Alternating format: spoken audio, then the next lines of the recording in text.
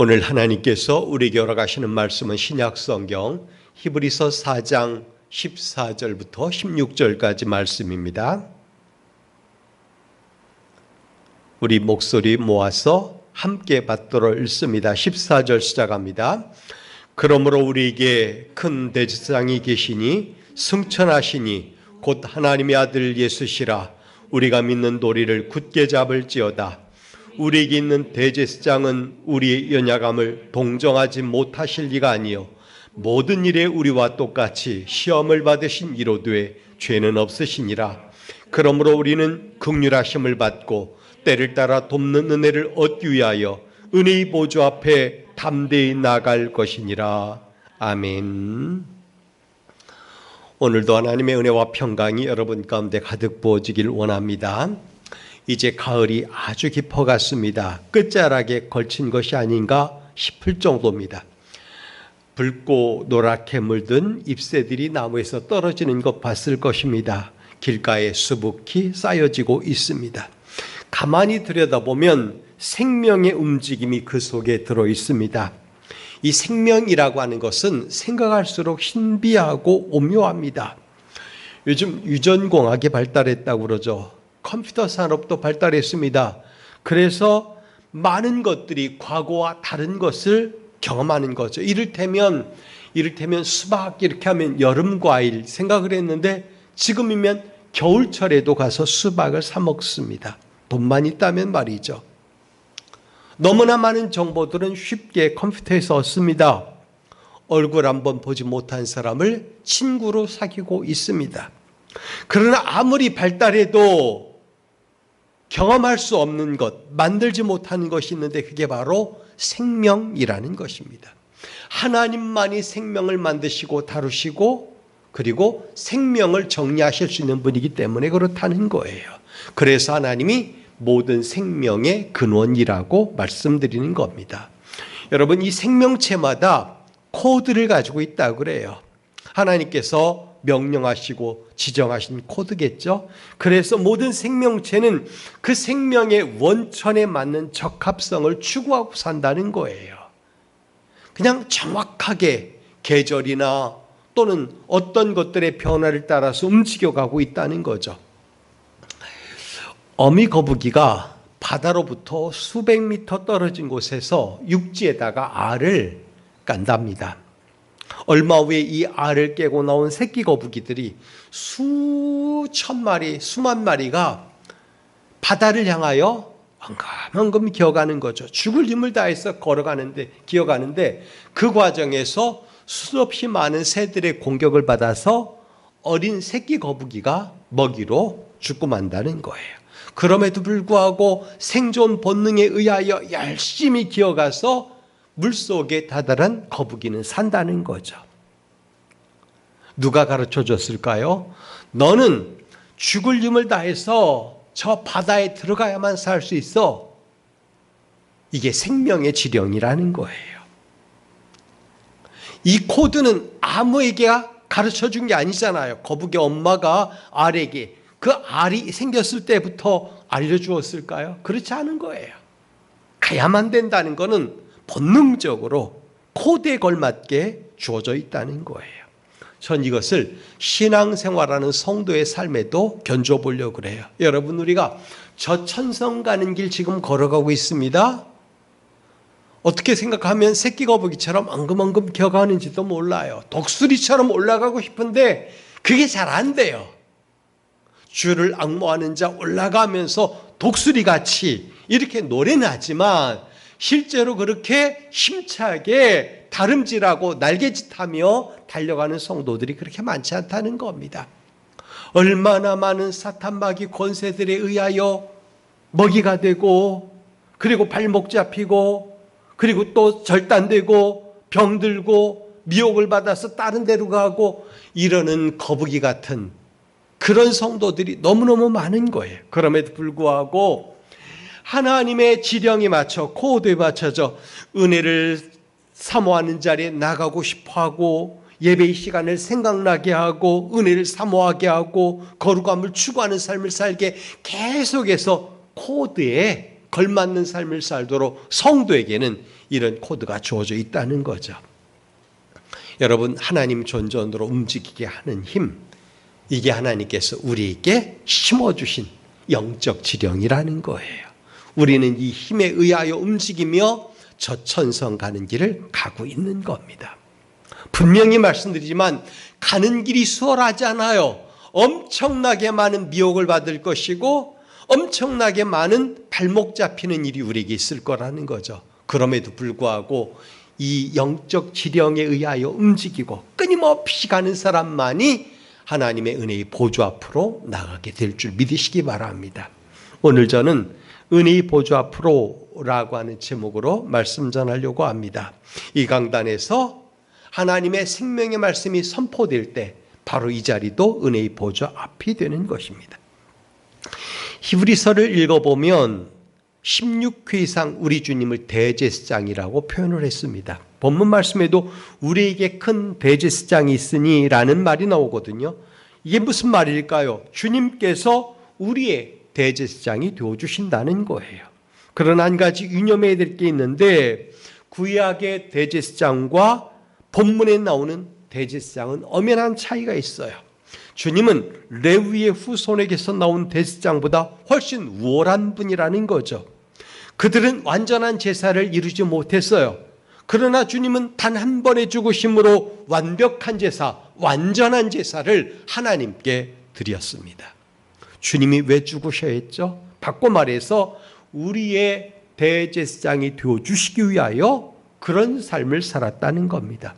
이 문제를 풀려가면 우리가 우리의 죄 문제로 들어가야 돼요. 여러분, 우리의 죄는 어떤 다른 것으로 태울 수 없고 씻을 수가 없어요. 오직 예수님의 보혈의 피 한 가지만으로 되는 거예요. 그래서 하나님은 그 사실을 알기 때문에 자기의 독생하신 예수 그리스도를 이 땅에 보내서 우리에게 화목제물이 되게 만드셨던 거예요. 우리 주님은 우리를 동정하시는 분이라 그랬어요. 동정받을 수밖에 없는 형편을 15절 보면 연약함이라고 그랬습니다. 우리 연약함을 우리 주님이 동정하셨다는 것입니다. 우리에게 있는 대제사장은 우리의 연약함을 동정하지 못하실 리가 아니요, 하실 수 있는 분이라는 거예요. 모든 일에 우리와 똑같이 시험을 받으신 이로되 죄는 없으시니라 그랬어요. 여러분, 이 연약함에 해당하는 고전 헬러 단어는 아스테네이아라고 읽는데 이 말은 뭐냐면 경제적으로 무능하거나 영향력이 부족하거나 또는 빈곤 상태에 있는 그런 것을 말하는 겁니다. 이런 상태에 이르면 너무너무 불쌍한 처지에 놓인 거잖아요. 근데 그런 상황에 이르면 곁에 있던 사람들이 동정하기는커녕 오히려 떠나고 말아요. 세상이 그래요. 그래서 높은 자리에 있으면 심지어 그 집에 개가 죽어도 문상객이 많다고 그러잖아요. 그러나 막상 그가 잘못되고 낮은 자리에 연약함에 노출되고 말면 다 떠나고 말아요. 그런데 이런 연약함을 동정하는 분이 계신데 그분이 바로 우리에게 있는 대제사장 곧 예수 그리스도시라고 성경은 얘기해 주고 있습니다. 그분은 우리와 함께 고생하는 걸 좋아하셔요. 우리와 같은 것을 겪기 원하셔요. 동료의식을 가지고 우리 형편에 참여하십니다. 이 말이 바로 동정한다 라는 말이에요. 여기서 우리는 하나님의 은혜를 떠올려 보게 되는 거예요. 성도 여러분, 하나님의 은혜가 뭐죠? 아무도 동정하지 않는데 동정하실 이를 우리 곁에 보내주셔서 그분으로 하여금 우리를 동정하게 만드신 것, 우리의 연약함을 동정하게 만드신 것, 이게 바로 하나님의 은혜예요. 죄로 영원히 죽은 우리를 위하여 속죄의 방편을 만들어 주시고, 그리고 그분으로 우리 곁에서 영원한 친구가 되게 해주시고, 오늘도 성령 하나님 보내주셔서 우리를 감동하게 만드시는 것, 이게 바로 동정하신다라는 말이에요. 본문은 주님을 우리를 동정하기 위해 오신 분, 완전한 대제사장이라고 증거하고 있습니다. 그러면서 우리에게 이 은혜를 입기 위하여 은혜의 보좌 앞으로 나가라, 담대히 나가라, 나오라고 청하고 있는 것입니다. 성도 여러분, 그래서 오늘 우리는 은혜의 보좌 앞으로 가야 되는 삶, 왜 가야 되는지 그것에 대해서 도전을 받게 되는 것입니다. 우리가 은혜의 보좌 앞으로 나아가야 될 이유가 뭘까 하는 거죠. 그 가운데 하나가 뭐냐면 주님이 완전한 화해자이기 때문에 그래요. 사실 우리는 우리의 죄 때문에 하나님께 나갈 수 있는 길이 완전하게 차단되었어요. 그 일례로 에덴 동산을 들어보면 되잖아요. 하나님께서는 범죄한 아담과 하와를 다시는 에덴 동산으로 들어오지 못하게 하려고 두루두는 불칼, 화염검이라고 하죠. 불칼을 주변에 두셔서 오는 것을 막았어요. 생명에 접근하지 못하게 만들었다는 겁니다. 그래서 인생은 죽게 된 거예요. 죽고 만 거죠. 갈 수 없는 거예요. 그런데 하나님께서 예수 그리스도를 통하여 갈 수 있는 길을 만들어 주셨다는 겁니다. 즉 주님이 우리와 하나님 사이를 화해시켜 놨다는 거예요. 그것도 완전하게, 완벽하게 말이죠. 그래서 주님이 완전한 화해자라고 말하는 겁니다. 14절과 15절 보면 대제사장이라고 하는 단어가 한 번씩 등장합니다. 14절은 이렇죠. 그러므로 우리에게 큰 대제사장이 계시니 라고 했어요. 대제사장, 예수님을 얘기하는 건데 그분은 교회와 성도를 위하여 하나님 앞에서 중보, 중재자, 보증인 역할을 하셔요. 화해자 역할을 하신다는 것입니다. 우리 인간은 하나님과 화해할 수 없는 존재예요. 대면할 수 없었어요. 왜? 죄 때문에.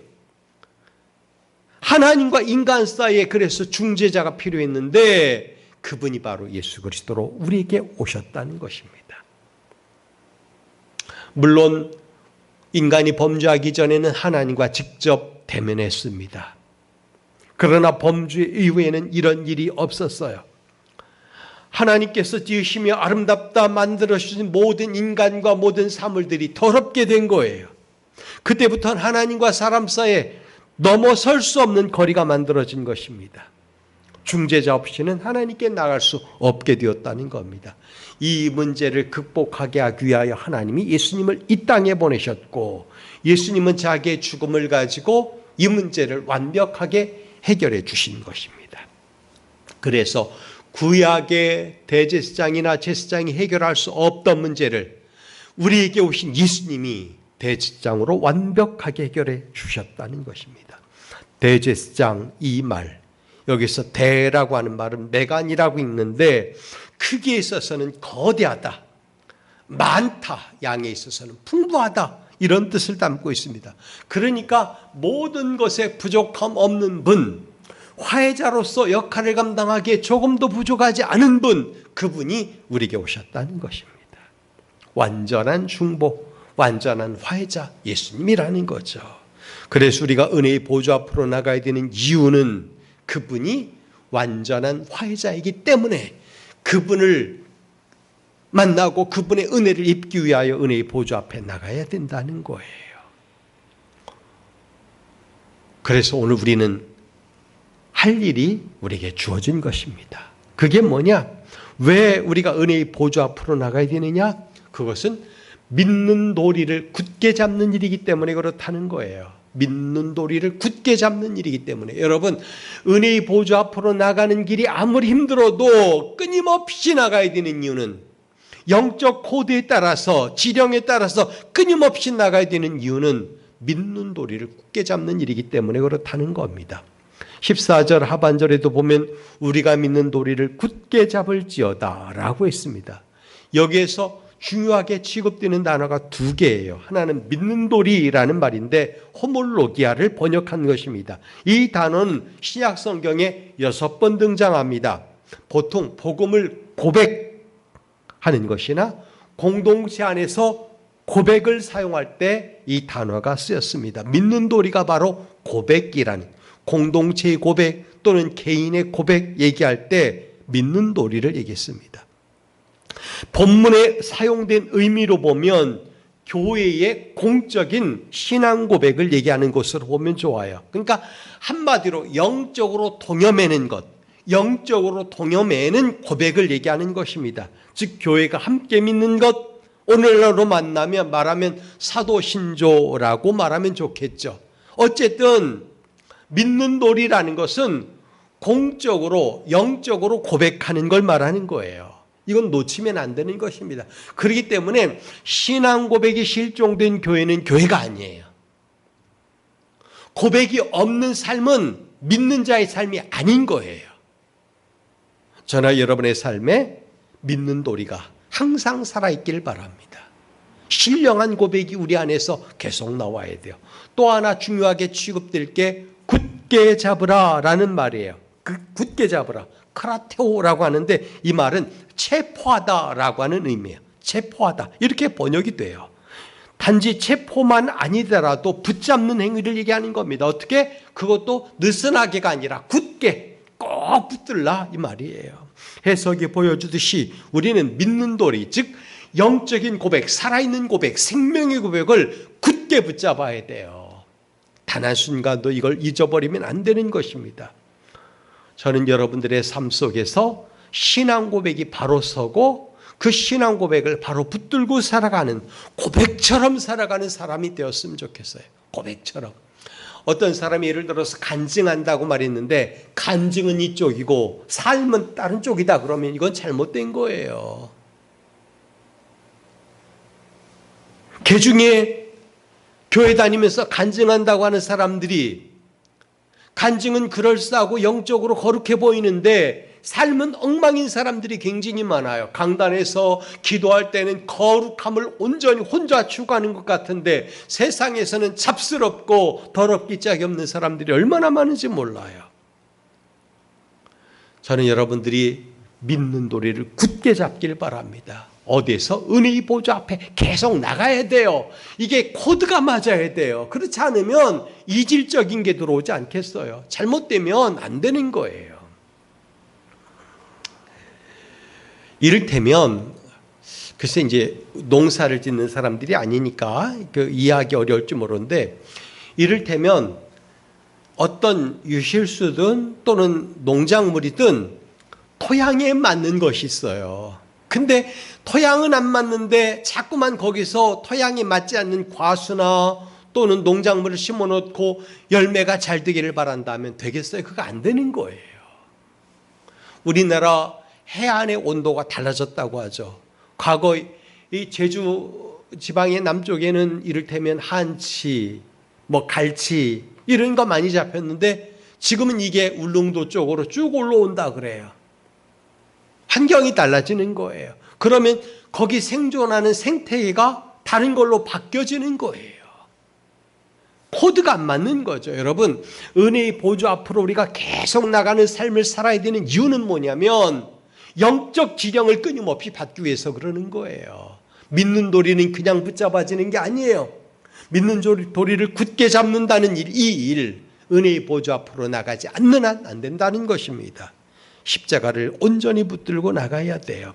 수도 없이 많은 이 믿는 도리를 붙잡기 위하여 순교한 사람들이 있죠. 얼마나 많은지 몰라요. 이그나티우스라고 하는 사람은 로마 도미티안 황제 시대 때 안디옥 교회 감독이었어요. 그는 짐승에 물려 몸이 찢기면서 순교당했습니다. 그가 로마로 잡혀가면서 쓴 편지가 소아시아 여러 교회와 서머나 교회 감독이요 동역자인 친구 폴리갑이라고 하는 사람에게 전달되었는데 뭐라고 했냐면 그대들은 나를 위하여 타협하지 말라. 내가 놓이기를 바라지 말라. 나는 하늘의 미랄이 되고 짐승의 이빨에 가루가 되어 하나님의 깨끗한 빵이 되기를 원하노라. 그리스도를 위하여 형벌당하기를 원하노라. 그리스도를 소유할 수 있다면 십자가에서 짐승의 이빨에 뼈가 가루되고 손과 발이 잘리더라도 결코 두려워하지 않겠다. 나에게는 오직 그리스도가 있을 뿐이다 라고 말했다 그래요. 믿는 도리는 그냥 가져지는 게 아니에요. 마치 새끼 거북이가 바다를 향하여 엉금엉금 기어갈 때 수도 없이 많은 새들이 그 새끼 거북이를 쪼아먹듯이 사탄 마귀 권세가 우리가 얘기한 대로 은혜의 보좌 앞에 나가는 사람들을 수도 없이 많이 공격하는 것입니다. 그 공격에서 우리는 살아남아야 돼요. 생명력을 가지고 살아남아야 돼요. 그러기 위해서 믿는 도리를 굳게 잡아야 돼요. 왜? 이 믿는 도리를 굳게 잡지 못하면 미혹에 빠져버리고 놓게 되고 말아요. 야, 좀 적당히 해. 그럼 너 편하잖아.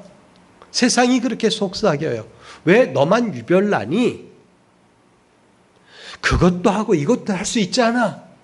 얼마나 많은지 몰라요. 근데 여러분 그렇게 하면 안 돼요.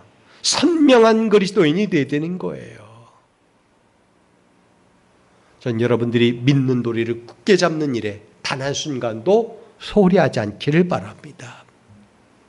자, 그리고 세 번째로 왜 우리가 은혜의 보좌 앞으로 나가야 될까? 그것은 은혜와 긍휼하심을 얻는 길이기 때문에 그래요.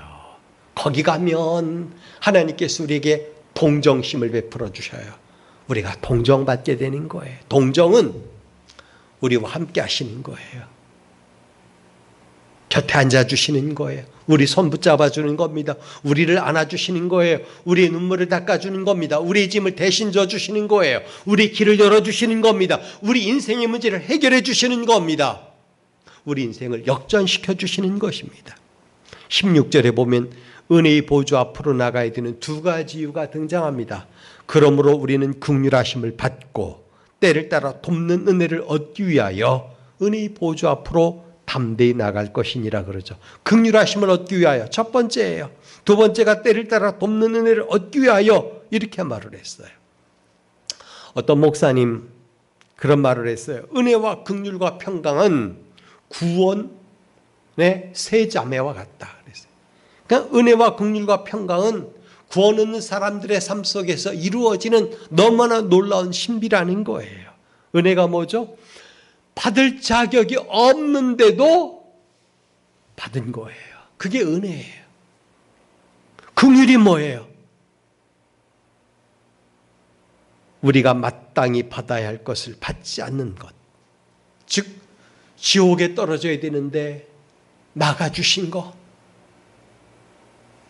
세상에서 멸시와 천대를 받아야 되는데 우리를 존귀하게 만들어주신 것.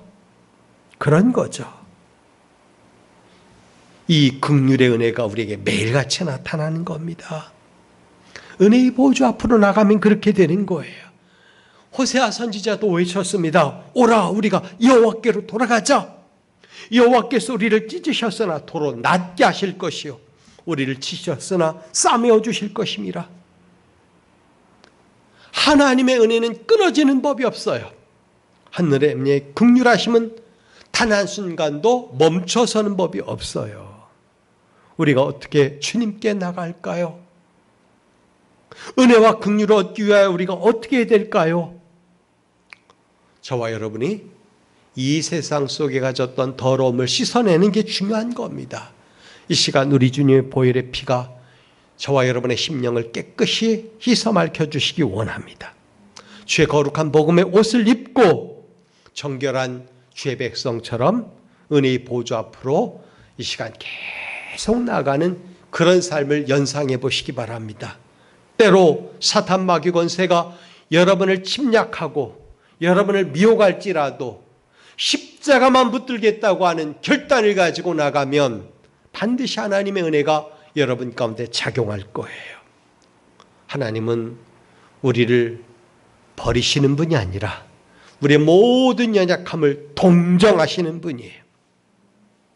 그렇기 때문에 우리는 하나님의 그 은혜를 놓지 말고 살아가야 되는 것입니다. 대제사장이신 주님께 가까이 가시기 바랍니다. 은혜의 보좌 앞에서 여러분은 여러분의 모든 피곤함이 씻겨지고 모든 더러움이 벗겨지고 모든 결박이 풀어질 거예요. 믿는 도리를 굳게 잡고 주의 백성으로서 은혜의 보좌 앞에 담대히 나가는 저와 여러분이 되길 주님의 이름으로 부탁드립니다. 기도하겠습니다. 자비하신 아버지 감사합니다. 오늘 저희를 불러서 주의 자녀 삼아주시고 은혜의 보좌 앞으로 나가라고 권면해 주시니 그 말씀을 우리 마음속 깊이 듣습니다. 아버지, 하나님의 은혜로 말미암아 살아가는 저희들 그 은혜를 잊지 않게 하여 주옵소서. 주님이 우리의 완벽한 화해자이기 때문에, 믿는 도리를 굳게 잡아야 하기 때문에, 은혜와 긍휼하심을 얻게 되기 때문에 우리가 하나님 앞에 나가기 원하오니 주님 우리를 도와주옵소서. 성령님 이 시간 감화감동하시고 역사사 사탄 마귀 권세로부터 우리를 지켜주시고 주의 은혜의 보좌 앞에 나가는 그 길에 함께하여 주옵소서. 예수 그리스도의 이름으로 기도하옵나이다. 아멘.